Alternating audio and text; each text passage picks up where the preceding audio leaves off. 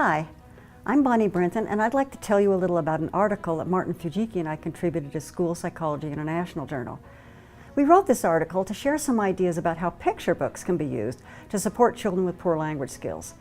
The article is entitled, "The Power of Stories, Facilitating Social Communication in Children with Limited Language Abilities." Around the world, many children do poorly in school because they struggle with the language demands of the academic setting.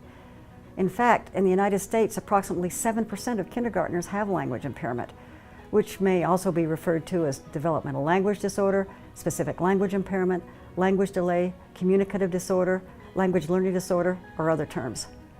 These numbers are reflected internationally as well.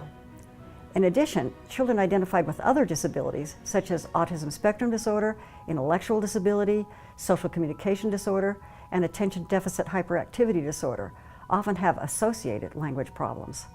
Children with language impairment or limited language skills are at risk in school because they have difficulty with at least 3 aspects of social communication. Perhaps most obviously, they have difficulty with language processing. That is, they struggle to understand and/or produce language vocabulary and grammatical structures. Of course, this undermines their understanding of classroom instruction and their acquisition of literacy skills. At the same time, they have difficulty participating in conversation, doing things like responding to questions and maintaining conversational topics appropriately.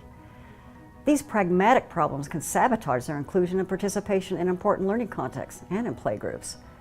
To complicate matters further, many children with language impairment also have difficulty with aspects of social and emotional learning. For example, they have difficulty interpreting the emotion cues conveyed by facial expressions or tone of voice. They may struggle to acquire basic emotion words or to infer the emotions that their peers are experiencing. As you might guess, these language, pragmatic, and social emotional difficulties lead to poor outcomes, such as academic failure, social withdrawal, poor peer relationships, isolation, and even victimization. Since educational resources are so precious and limited, it's important to find ways to support children with limited language in special services, as well as in their general classroom instruction. Bibliotherapeutic techniques and activities can capitalize on the power of stories to facilitate language learning, conversational skill, and social emotional learning all simultaneously.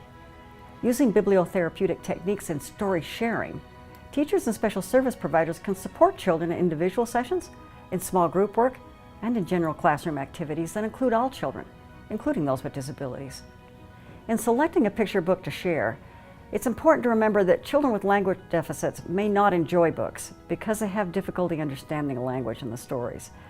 In addition, it's important to recognize how challenging the emotional content may be for these children, as they often struggle even with basic emotion words and concepts. It's helpful to select developmentally appropriate picture books that have accessible language structure, rich emotion content, strong story plots, and appealing illustrations. It's also helpful to select books that highlight specific emotions and social situations that are especially important in a child's social world. Books are particularly helpful when they illustrate characters who are learning to express their emotions appropriately, manage their emotions positively, and behave in friendly, pro-social ways. After selecting a book based on its appeal, emotion content, and accessible language, we find it helpful to create a script to guide your presentation of the story.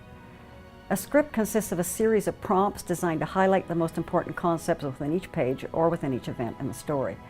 For example, prompts can consist of comments or questions or directions or other techniques that teach new concepts and draw children's attention to the language and emotional content of the book.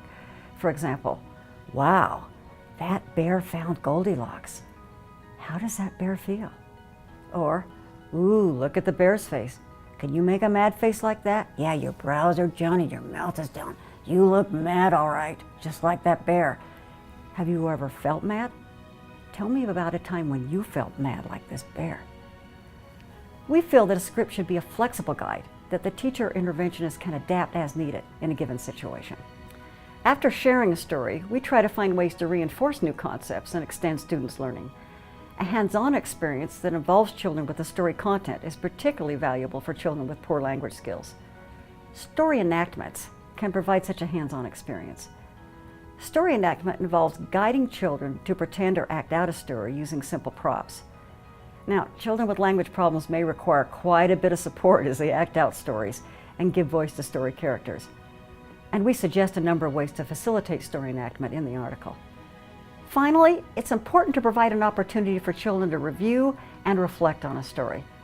This supports their comprehension, reinforces the new concepts, and builds episodic memory. We hope that you will find some useful ideas to use bibliotherapeutic techniques to capitalize on the power of stories, to facilitate social communication in all children, but especially in those children who, because of their weak language abilities, especially need our support. Thank you.